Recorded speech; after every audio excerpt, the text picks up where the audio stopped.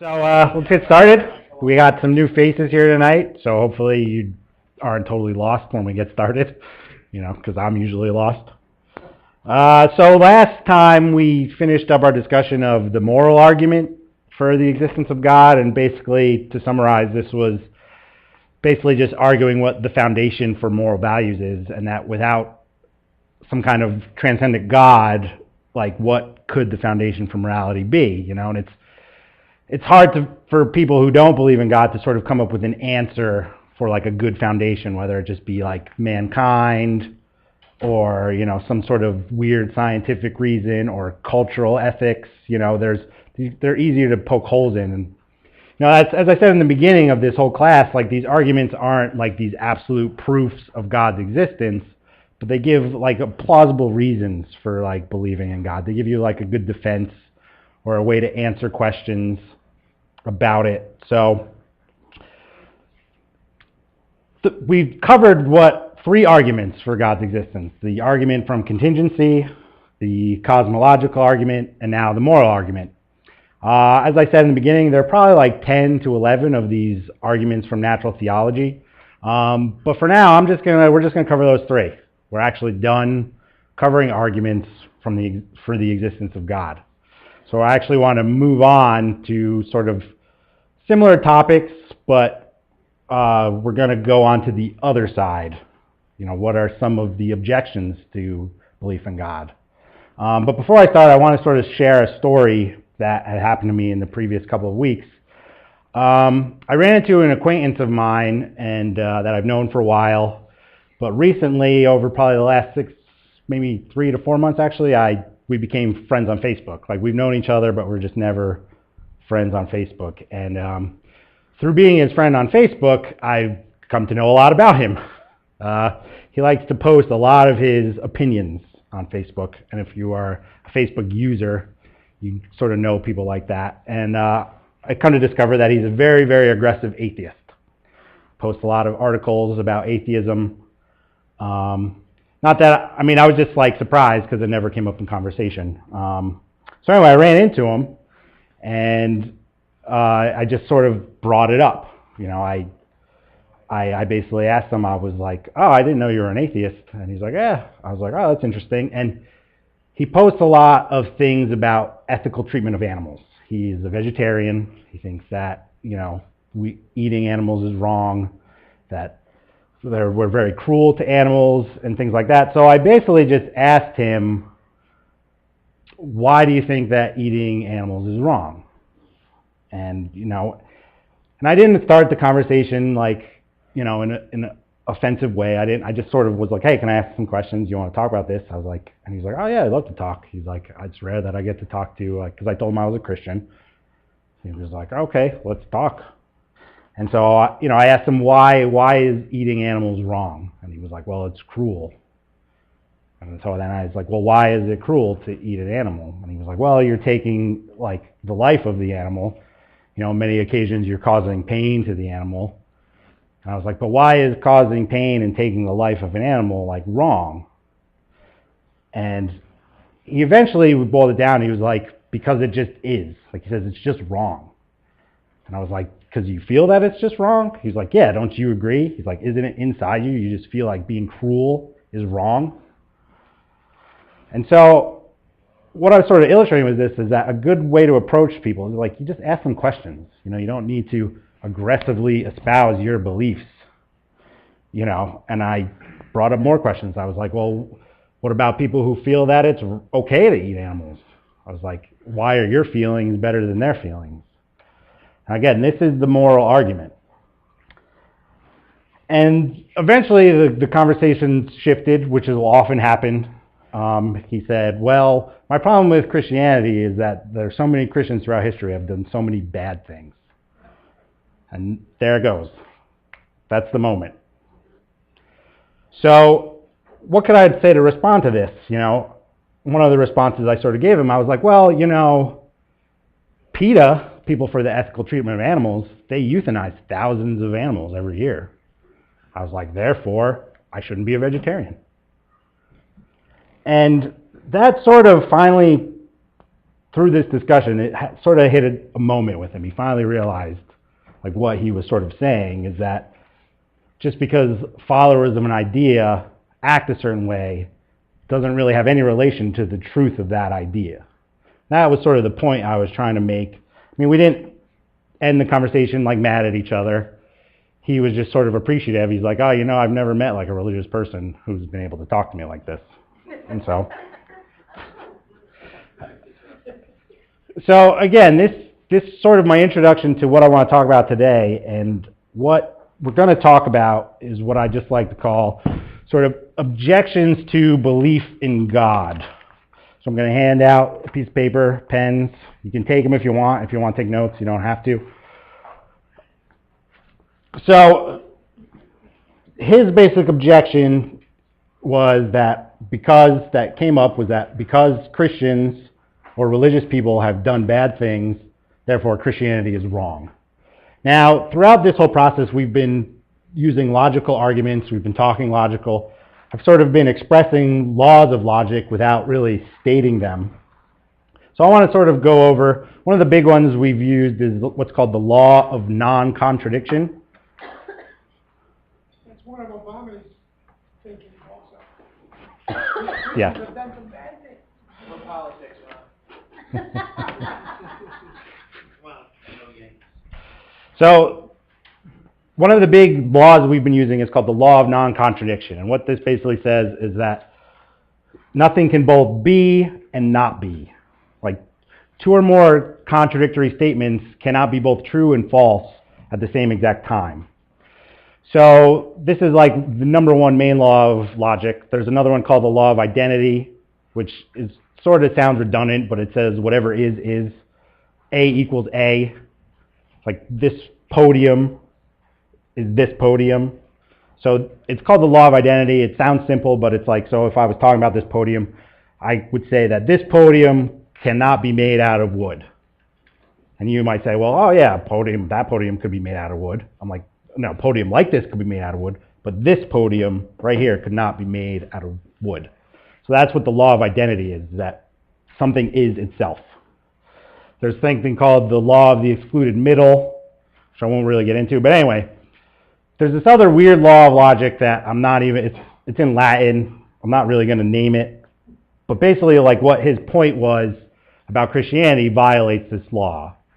That basically says that if two things share something in common, they don't share everything in common.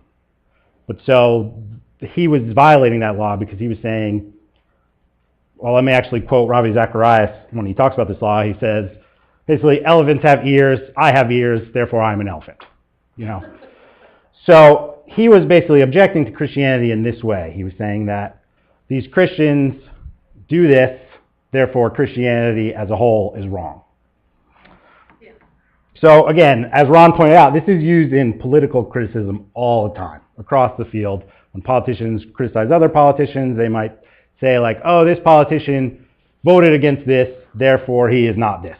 Then therefore he believes all of these things. Or he said this, therefore he is this. You know, they like to point out things people said in their past, and they say, oh, he said this, therefore nothing he says now is valid.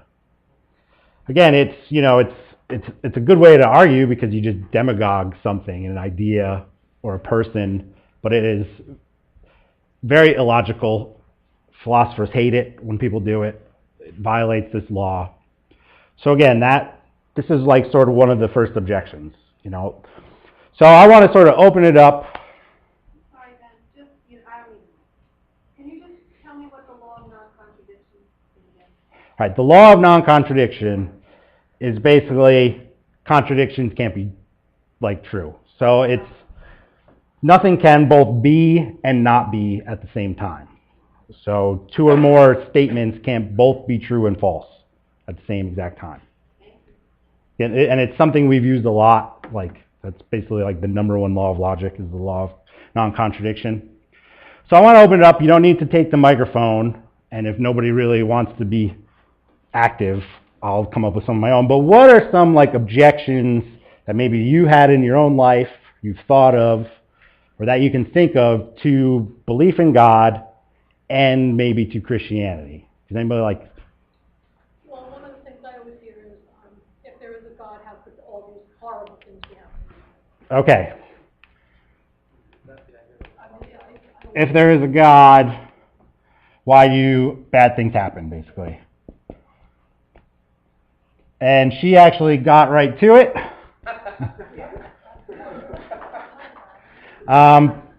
So this is what's called the problem of, classically called the problem of evil.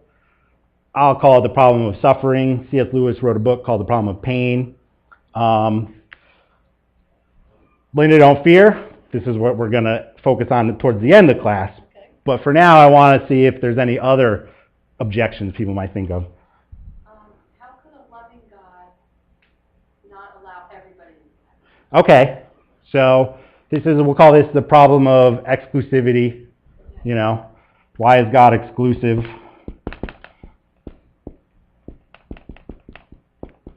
Any more? Any other ones? The same thing? Anybody think of any more? All right, so, okay. Okay, faith is a crutch. There's a quote by an atheist, I can't think of his name, but he says that in religion, faith is a virtue, in science, faith is a vice. Hawkins. No, but he's a contemporary of Hawkins. So yeah, faith, we'll just say faith in general, like, you know, faith, like how can you believe in something without evidence, like blind faith, like that is another objection. So let's start with did you have one? Why do some people classify events as miracles and some people classify it as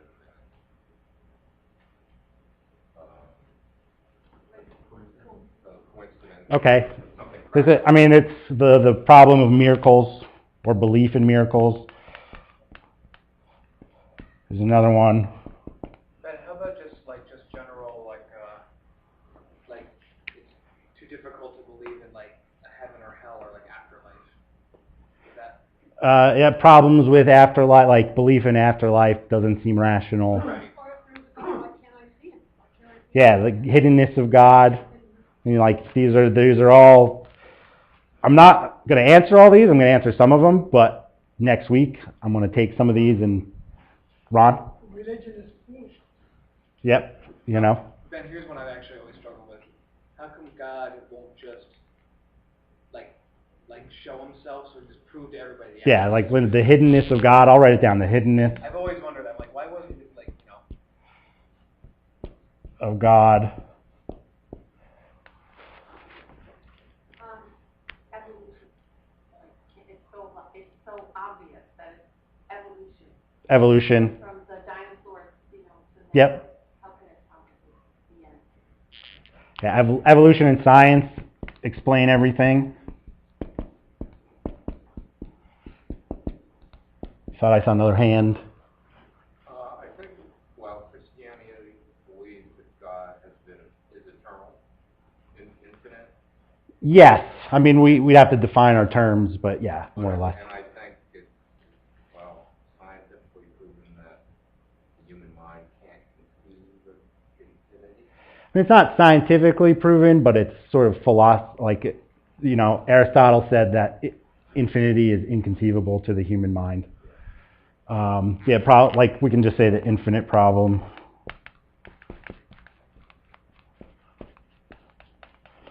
All right, so we have a good list. Like I said, I'm not going to get to all these, but these are all things I am aware of. These are all things that have been written about. Let's start with the exclusivity problem. How can Christians say that they have the only way? Like why? Like how can Christians or any religion say that they have the only way to God? It seems arrogant. Like if God is a loving God, why wouldn't He allow everybody in? Like why wouldn't He just say everybody can have eternal life? He does say that. Yes. Now, first of all, to address this, is Christianity really exclusive? And I think the answer is yes. I mean, John 14:6, I'm the way, the truth, and the life, said by Christ. No one comes to the Father except through me. In Acts 4:12, it says, salvation is found in no one else, for there is no other name under heaven given to men by which we must be saved. So yes, like when someone says that, oh, Christianity is exclusive, it is, you know. So you might hear people on the Christian side trying to open it up and say that it's not. We can say that they are actually not teaching true Christian doctrine. When they say that, yes, Ron? He does make a statement that says you're not going to know the kingdom until you come in. He told Nicodemus, unless you're born again, you're not going to see the kingdom. Yeah. So you're not going to get the answer to heaven until you come into the kingdom. You've got to make that statement. Yes, I mean, he's bringing up the question of faith. And like, yes, you're not going to, the truth of eternity isn't really revealed to us in this life.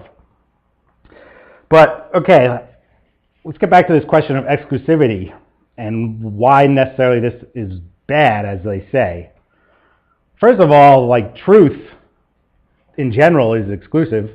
It excludes the opposite. It excludes falsehoods. I mean, we can't just say that if something is true, we can then accept the opposite to also be true and just say like, oh, well, that truth is exclusive. You know, that's not right. Every other religion is also very exclusive, even when they say they're not. I mean, Hinduism says basically that all religions are correct, yet they say the way to attain salvation is through your works, through karma, pay karma. So it's, if I say as a Christian, oh no, the way to salvation is through Christ, and they're saying, oh, that's fine, but you still have to pay your karma. I'm like, well, then it's not the same. You know, you're being contradictory to me. So even if they say they're all inclusive, they're really not. You know, as a Christian, I can't both believe in Christ and be saved in heaven and also be reincarnated as a cow. I can't do those two things simultaneously. So again, like, Christianity isn't the only religion that is exclusive. Other things that are exclusive, like I said, are truth. Mathematics are very exclusive. You know, 2 + 2 is 4. You know, it's never going to be anything else. Laws of science work in this way, even when we think that they're not. You know, look at the history of science was rife with these laws that were wrong. You know, we used to think the Earth was the center of the universe. However, the true scientific laws were very exclusive, and that was wrong.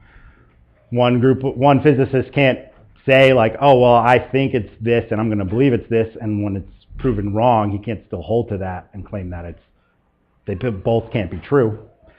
Contradictions are everywhere. Like, you know, we can't live with them and say like they're both true. The other thing that I think about this is that when we claim Christian to be too exclusive, that it's just arrogant. That, you know, I think the nature of man, like just the way we are, the way I am, the way I always feel like things I want, I never have enough of what I want. God could give us 10,000 ways, and we would want 10,001. We'd be mad that there's not 10,001 ways. Go back to Hinduism. Hinduism has over 300 million gods and more, and yet that's still not enough. They still have to accept all the other religions too. So, you know, this saying that like this exclusive way is arrogant or is wrong because of its exclusivity, or it's not loving, is that, you know, as humans, it's just sort of something we would just say to get out of the discussion, or say like, you know, we think it's intolerant, as I brought up last week. But let's just say that God did allow everyone into heaven. Let's just say, or into eternity, or everyone decided to get saved. What about those people that reject God? But would that be loving for God to force them to be with him? Like, what if someone chooses, like, I don't want to be with a God who sacrificed his son? Then why would we then say, okay, why would God say then, okay, but you're still going to spend eternity with me. I'm going to force you to spend eternity with me. And again, you know, if this God exists and he gave us this way, I think that just the fact that he gave a way to salvation under the Christian doctrine shows that he is loving. He didn't have to. You know, we chose to reject him. He could have just been like, all right, you're on your own. Okay, so where are some of these other ones? Anybody have some more things to say about sort of the exclusivity disagreement or the problems maybe? As I said, truth by its very nature is very exclusive. This goes back to like what we were talking about last week about relativism. Sort of when you get into this discussion, you can bring up the problems with relativism. All things can't be true. I think so much of this thing goes back to people not realizing that fallen state of man, not realizing that we're all sinners. People are lying. We can't grasp that. Yeah, sort of like that. God has to be exclusive because he's holy. Holy God. That's correct. But yeah, so you brought up a good point. We're saying that, you know, the fallen state of man, and going back to the illustration I gave before with this interaction I had with this person, and what I said about the moral argument is that a lot of people who are not religious view religious systems as just ethical systems. They don't think they're any more than that. So that's why in today's day and age, they don't think there is a need for them, because they say, oh, I don't need Christianity. I don't need religion. I'm still like a good and decent person. That was what also came up in my discussion with this guy. He's like, you know, it's just not good to be cruel. And he said, like, I don't need religion to teach me that. And I said that the point of that argument wasn't that. It was that, what is the foundation of that? What is the foundation of the morality that you hold? And so, you know, when people think of religion as being just a system of ethics, like they don't understand, not even Christianity, they don't understand other religions. You know, they're not all a system of just ethics. And as I quoted before, that Christ didn't come to make bad people good, he came to make dead people live. You know, and I think often a criticism of Christianity, and something we are guilty of, is that Christianity tends to preach moralism and not salvation. And so that, I think, is where that idea comes from. So let's look at this list and see if we can think of another one. Let's see what I have written down.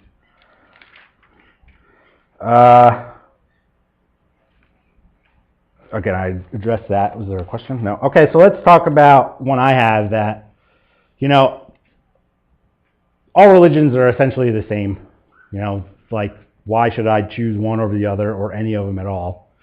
This goes also to the ethical thing, is that, you know, they're all, like, you know, different on the surface, but fundamentally the same. You know, it's great that people find meaning out of them, but, you know, it's sort of just fills this emotional need.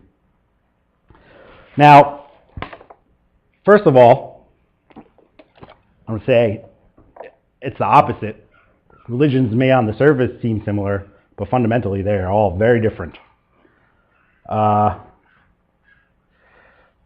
up something that happened in the news a couple weeks ago. I don't know if you've heard about, but there was a professor at Wheaton College. Wheaton College is a Christian college, and there was a professor who was let go. The news made it out like she wore a burqa, and the news made it out that, oh, they fired her because she wore a burqa.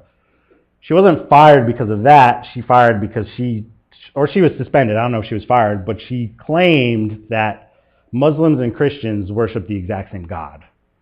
And Wheaton College suspended her because it said we're a Christian college and that's not a doctrine we hold to. Catholic philosopher, this guy Frank Beckwith, yes, there are actually Catholic philosophers, he defends this proposition that Christians and Muslims worship the same exact God. He says he uses an example of, take, you know, Muhammad Ali. You know, some people he's Cassius Clay, but he's the same person. And his quote is that if the reference of two terms have identical properties, then the terms refer to the same thing. says that both Christians and Muslims are classical theists, monotheistic, the Western classical idea of God. So therefore, Yahweh and Allah are just two different names for the same God because they have the same properties. Now, I object to this is because they do not have the same properties. I spoke earlier in one of my previous classes about the God of Allah being a monad, a singularity, and the God of Christianity being triune, the Trinity. I explained that in a previous class, what basically the Trinity is and how God can be both one and three. Again, we could have a future class about that. We could talk about that for probably a couple weeks, but I don't want to get too into that. But that's a fundamental difference. The Christian God in the doctrine of Christianity is an all-loving God. His love is universal, his love is impartial, and his love is unconditional. He justifies the ungodly. He gave us a way for the ungodly to be saved. Allah, the God of Islam, only loves Muslims. And his love is very selective. He does not love the unbeliever. And he will only love you once you convert. I talked a lot about, when we talked about the Euthyphro's dilemma and the nature of goodness, and does God choose the good, or does God obey the good, or is God just good? And in Christianity, as we said, is that God's nature is good. That God himself is goodness, is in his nature. And I said in Islam, God he's sovereign. He's not good, he's sovereign. It's his will. Whatever God wills becomes the good. So that Muslims really they just say, oh, it's good because Allah says so. Allah decrees it. It's not good because it's part of his nature. A very important Christian doctrine is to love our enemies. Jesus commanded us to love our enemies. This is not a doctrine of Islam. And I think that if we remove this from Christianity, we remove one of the fundamental doctrines of Christianity.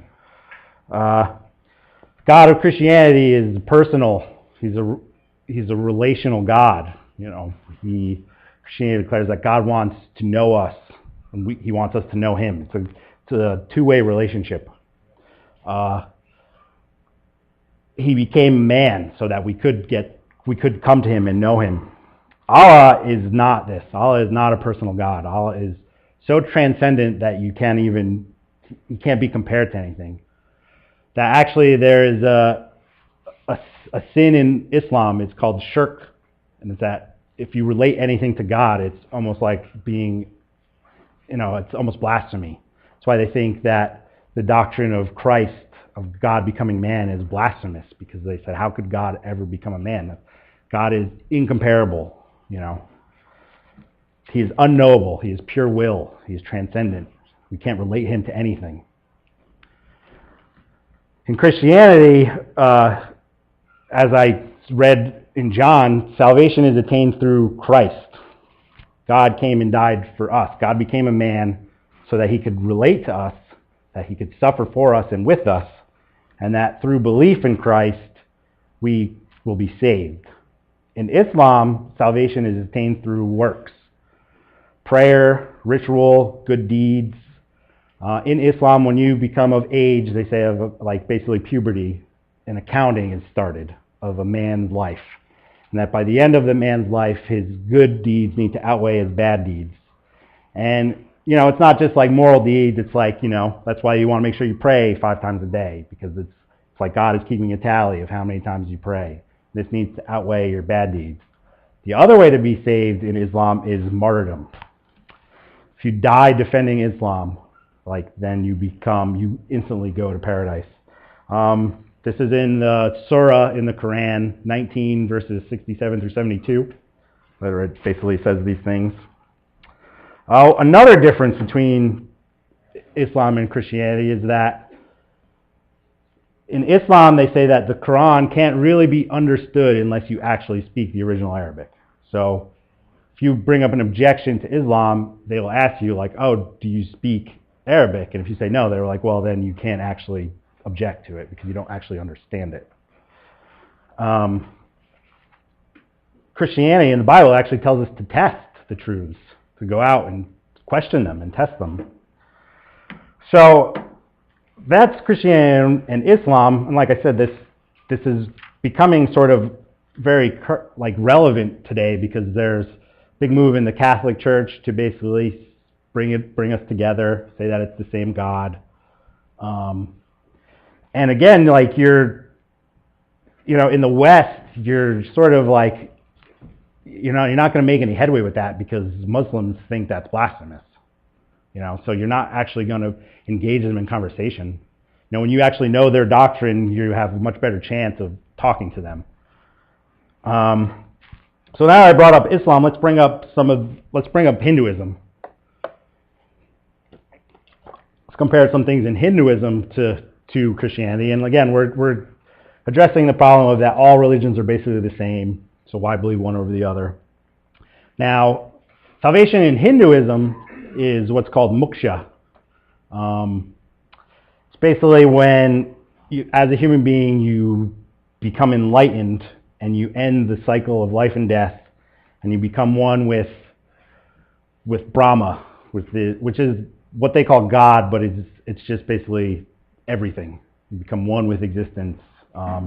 You basically lose your personhood, and you become one with the universe. Hinduism is sort of hard to basically knock down, like the set doctrines. Basically, we can trace it back to around 1500 BC, but even goes back before that. It was sort of this a lot of pagan beliefs sort of came to become one in Hinduism, but it's very regional. There's different types of Hinduism. They believe different things. There's Jainism, which is more personal, like Brahman, sort of like the Christian God. And they don't really have like a beginning religious text. However, there was these writings that became to be called the Vedas in Hinduism, and they were basically these Hindus around, I think it was 800 BC, became so enlightened, they became like avatars, they became gods. And this began the class system, the classic class system in Hinduism. They became the priests and they wrote the Vedas. And again, like Islam, if you can't speak Arabic, can't truly understand the Quran, if you aren't Brahmin, you can't understand the Vedas. You can't see the truth in the Vedas. There's been a big rejection of the Vedas in parts of Hinduism. Like I said, it's very much in flux. But they have basically, the predominant idea is there's 4 ways to salvation in Hinduism right now. There's the way of action, which is like doing good works, duties, religious ceremonies. Then there's the way of knowledge, which is basically if you come to know the universe fully, full understanding of the universe, you will basically just become one with the universe. Yeah, that's it. That's all it takes. There's the way of devotion, which is, you can pick any number of the Hindu gods and you just basically do rituals towards them, sacrifices, things like that, and if you do enough. Question? Well, more an observation, but maybe I'm jumping the gun here. Every religion is based on works, except for Christianity. The major ones. He said like every religion seems to be based on works. Yeah, I mean, but the thing in Hinduism, it's karma. It's your karma. There's why you have a bad lot in life, maybe because in a previous life your good deeds didn't outweigh your bad. So there's this constant cycle of life and death. If you didn't pay for all your bad karma in this life, you're going to be reborn in a new life and have to continue to pay and pay and pay. Hindus eventually believe that every person eventually pays off their karma, but they don't know how long it's going to be. You don't know how many times you have to die and be reborn. They say that eventually all humans eventually reach Brahma, and once everyone becomes one, and we're all just one big ball of happiness, though we don't experience happiness because we don't exist anymore, it all starts over again. Brahma then restarts the universe, and then the souls basically start again. That is, yes? And how do they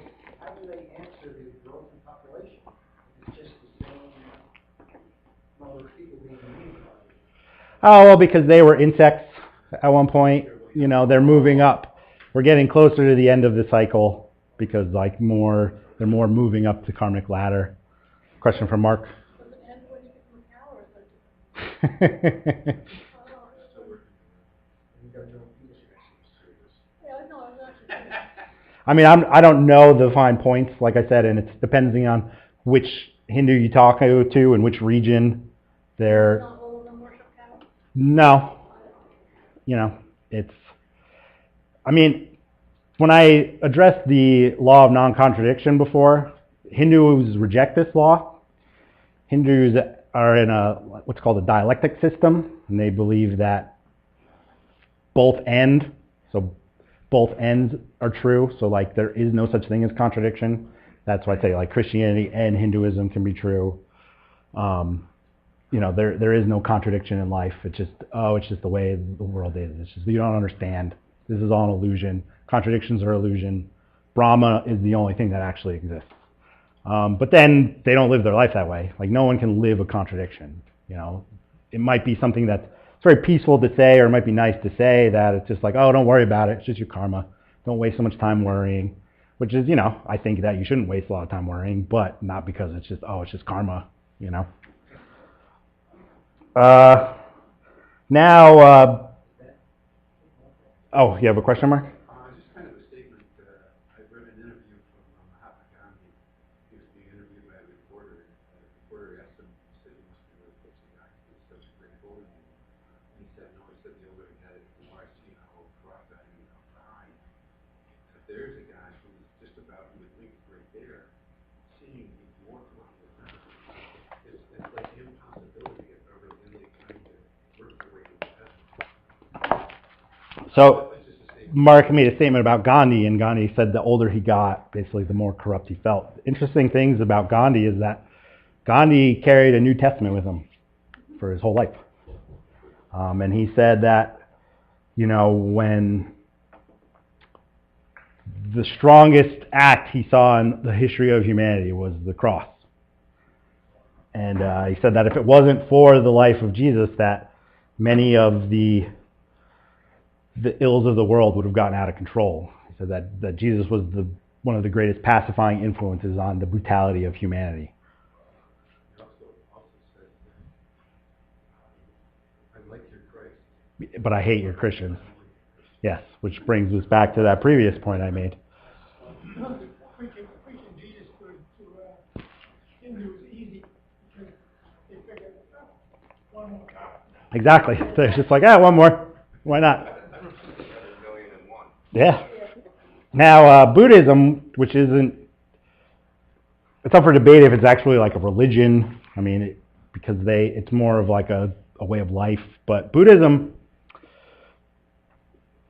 basically is an offshoot of Hinduism. The Gautama Buddha in, I think, the 600 BC rejected the caste system. He rejected that like there was different castes and that you had the untouchable caste, and that they were basically just unworthy of anything. They were treated awful. They basically, the argument was like I said, it's just their karma. It's just their karma. You know, it's not our fault. So Buddha rejected the caste system, and he sort of came up with Buddhism. It has a lot of similar things. It has karma. Like in Buddhism, you have to pay for your karma. You are constantly being reincarnated. But in salvation in Buddhism is to attain nirvana. As I said previously, Buddhism is essentially non-theistic. It's not that they're aggressively atheistic. They just don't think that God matters, or that God even exists. He said he could exist or he could not exist. That's not the point of life. So to attain nirvana is basically this transcendental, blissful state like moksha, but it's not a state of oneness with God. It's a state of nothingness. You have no suffering, you have no pain because you basically attain nothingness. And then to reach nirvana, you must perfect what is called the Eightfold Path, which is basically works again. It's like you must do these 8 things. Buddhism is very big on self-denial. You must deny yourself. You must deny desire, deny yourself. That all suffering and all pain comes from desire. These part of the Four Noble Truths are basically the four doctrines of Buddhism. And that, and this is something that's very interesting about the Buddha, in that, Buddhists don't reject this at all, in that basically he was married, his wife was pregnant, basically within a week or two of his wife giving birth, he walked away. He said that my wife and my son will be hindrances to me to attaining nirvana. That they would distract him from his path. And that, the people like to talk about how great of a moral ethic that Buddhism has, but it's basically like you rejecting relationships in Buddhism. That, you see a lot of these monks, just solo meditation, trying to just get rid of all self, all relationships, all earthly distractions. Gandhi did that with his wife. Gandhi did as well? Did that with his wife. To attain further holiness, he Yeah. didn't have sex. Yeah, didn't want to have sex, didn't want the distraction. Yeah, it's just a thought that happened. I didn't know that about Gandhi. So I never thought he was married. How much history is there about Buddha as far as the written history of his life? I mean, there's some. I haven't dove too deep, but he's a man. Yeah, Gautama Buddha was a man that existed in about, like I said, 600 BC.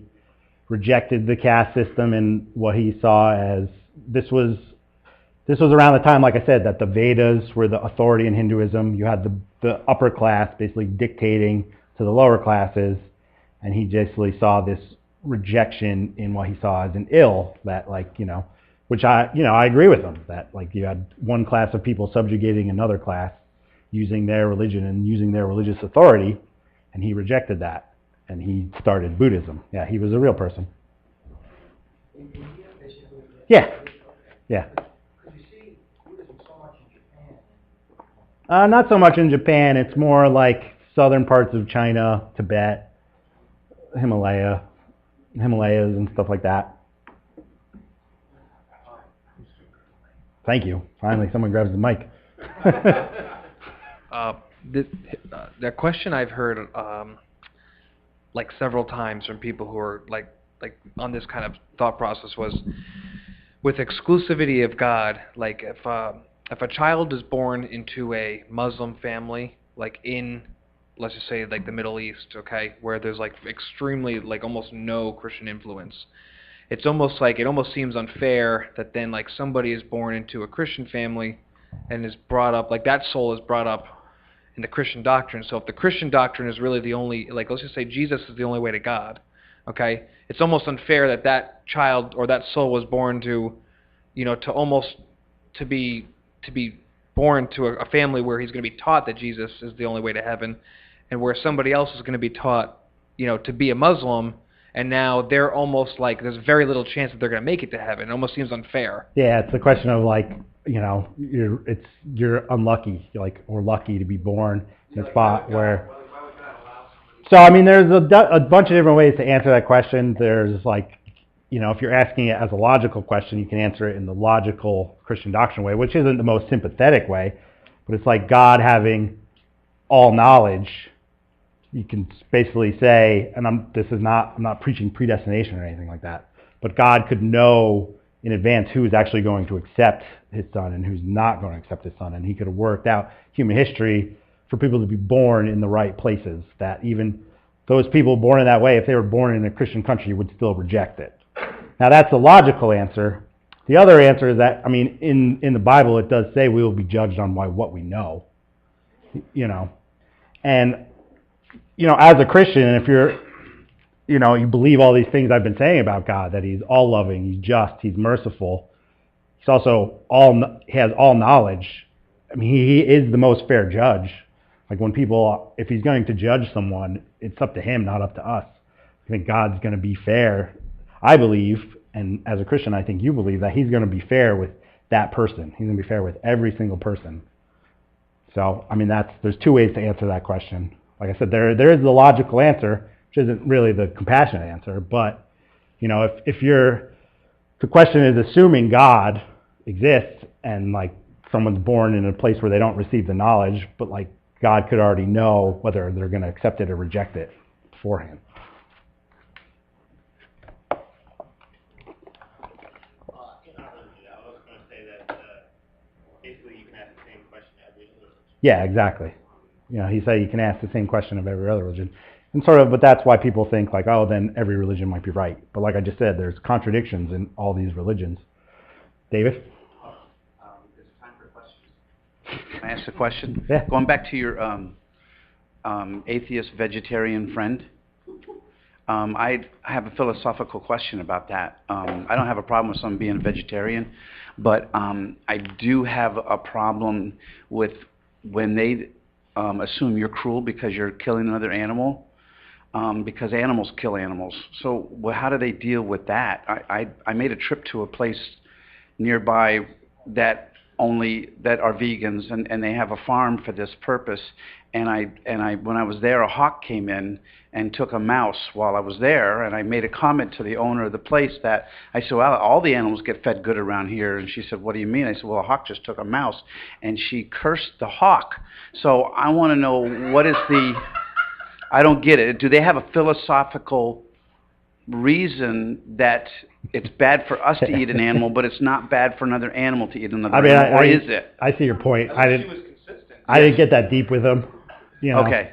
So you don't know really. We don't. I mean, I don't know. Why, like, you know. I don't. Next week I'll do a lot of research on vegetarian and veganism and the ethics of both, and then maybe I'll find an answer. Oh, you can make statements. Hey, bro, just go on. You did? No, just When I was a kid, I had guns, and I shot a rabbit and a squirrel, and I found out it was pretty easy, and I didn't enjoy it. What I don't like about hunting or even killing human beings is people who enjoy the pain. One shot ought to do it, and dead. Yeah. And I've met hunters who would rather take 4 shots, if you know what I mean. Yeah. So I have no objection to hunting. I know it's a sport, people enjoy it, and you get out and you're in the cabin, and it's fun. And you can still be compassionate. And still be compassionate. When Dave mentioned the hawk and the what did he get, a squirrel or something like that? A mouse. A mouse. Well, I actually was 10 feet away from a hawk who nailed a squirrel. And I was going to save the squirrel, and I thought, then I'm going to have a squirrel with 4 holes in it, and I'm going to have to kill it. Yeah. So I'll let the natural thing go by. So I really didn't ask a question. I just made it. Oh, that's fine. You can make comments, and like I said, I mean, you can. It's what you basically said, the things you didn't like about cruelty and stuff. I mean, it still goes back to the moral question, and and also the fallenness of man. It's like, I mean, Christianity gives a very cohesive answer to this. Like, why are there people who are immoral? Well, because man is fallen. Okay, so before we end, though, I want to get back to this original problem that if there is no God, why do bad things happen? And this is called the problem of suffering.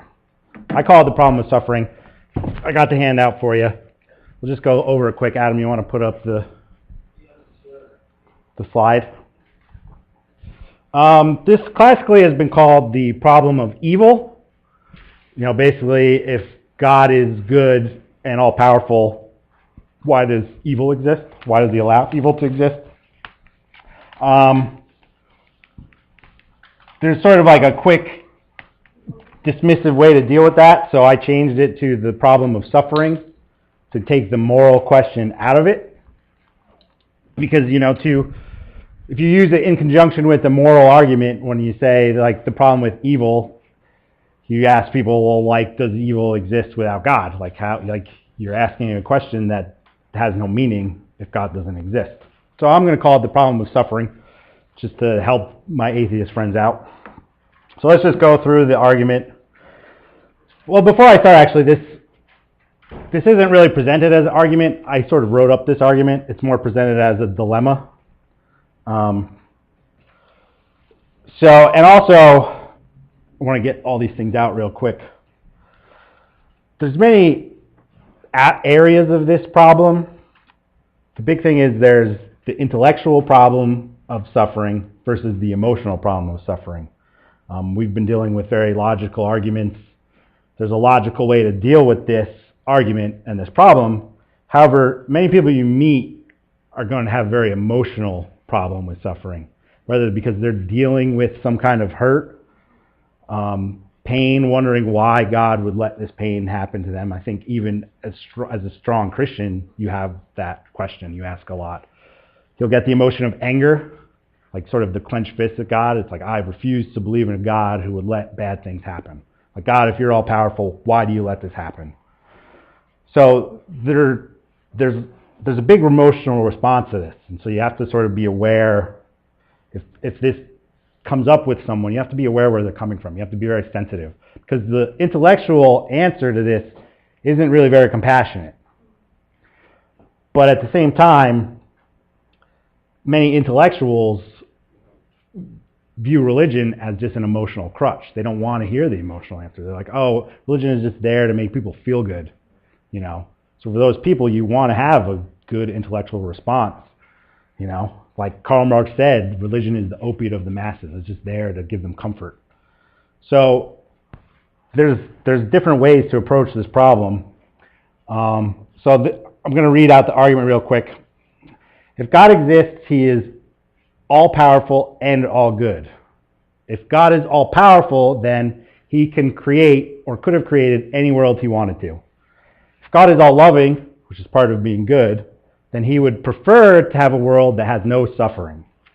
However, suffering exists. Therefore, God does not exist. So the thing with this argument, that 2 and 3 represent a contradiction. It's not an explicit contradiction, but it's sort of an implicit contradiction, that God is both all-powerful, so he can do anything. He's both all-loving and all-good, so he would want to have no suffering. You'd think that if I had the power to stop all suffering and I was perfectly good, I would just do it. So that is the contradiction that they think exists, so that therefore that God does not exist. Now, this problem is also, the intellectual problem also has two versions called the logical and the probabilistic. The logical, which is what we're saying, is that it's a contradiction. It's a contradiction for God to be both all-loving and all-powerful and for suffering to exist. So they say that it's impossible for God to exist and for suffering to exist, that it's a logical contradiction. Now, that is sort of an easier argument to refute. One sec, let me just finish. But then there's also the more current version, which is called the probabilistic version. That suffering just makes it less probable that God exists. It's not impossible, but it's less probable. So we're going to deal with those two versions next week.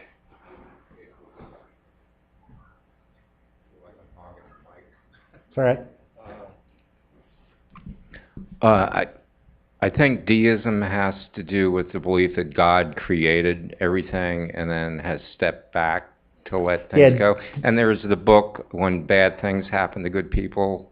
I don't know if you've read it. I've heard it. I yeah. don't know if I've read it. It's basically, well, it starts out, I think, with the terrible death of a little girl. Mm-hmm. and her parents asking, you know, how can this be done if God is all loving? But they're Jewish, and the rabbi says, well, God is in heaven crying. So that's sort of a believing in God who allows suffering because he's standing back. But it's not his fault. That's not, yeah. I mean, that's sort of how we're going to approach it, but that's not quite deism. Right. Deism basically says that God created the world and then that he wouldn't even be crying. Like God he left. Like he doesn't care about what happened. It's sort of like, thought that like Einstein was a deist and he claimed to be a deist, but he sort of had more stronger theistic beliefs. But I think he sort of, you get into sort of personal motivations. I think Einstein felt like that if he claimed to have stronger religious views, people wouldn't take his science seriously. So I think he said he was a deist, but he was very concerned with suffering and compassion. And, that sort of hints at sort of some of the answers to this problem. And so we're going to end there unless there's any final quick questions or comments, and we're going to deal with this argument next week. Not next week, 2 weeks. Yes, Ron. We said something earlier that, we said, talk about truth. And the leader of the Romans to Jesus said, what is? Yes, but he didn't care about the answer. Yeah, one final. Ben, what struck me recently, and it wasn't even when I was reading scriptures, but just remembering when Jesus was at the grave of Lazarus, the scripture said he wept. Yeah. And that really touched me to realize this is the King of the universe. So touched to realize what death actually, what man goes through as death in his life. It shows you his compassion, another side of his compassion. Yep.